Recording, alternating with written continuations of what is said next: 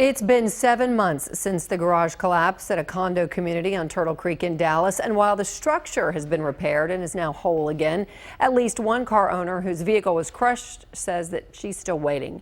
Consumer reporter Steve Noviello is on your side tonight with her legal battle and the extra protection that could have saved her thousands. And we heard this loud noise. Friday, October 23rd, cell phone video shows the wreckage, the parking garage at the Renaissance on Turtle Creek, where 7 floors came crashing down. They said, all right, nobody can go in or out. The cars are trapped. Inside, this 2005 Infiniti, crushed. It belongs to Julie Matus, So right here is my valet ticket. a registered guest of the building. The garage collapsed on top of my car. Obviously, it's not my fault. My hope was that whoever caused this would take care of that.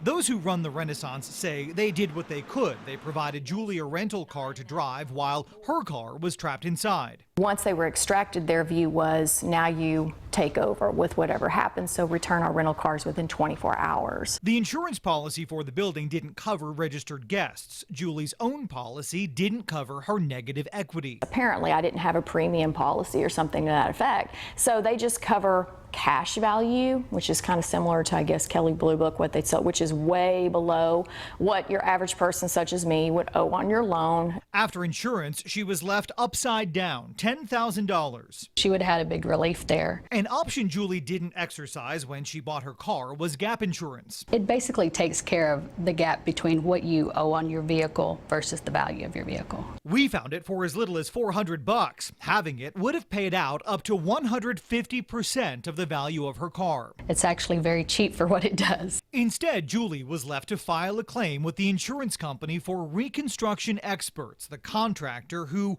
while renovating the pool at the Renaissance, piled construction debris on the garage, which is thought to have caused the collapse.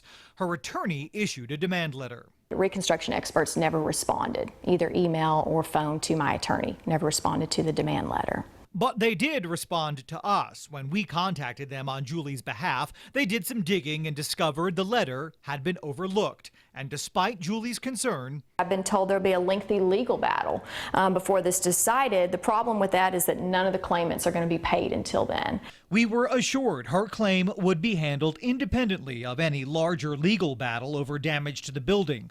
They are currently working with her attorney to reach a resolution.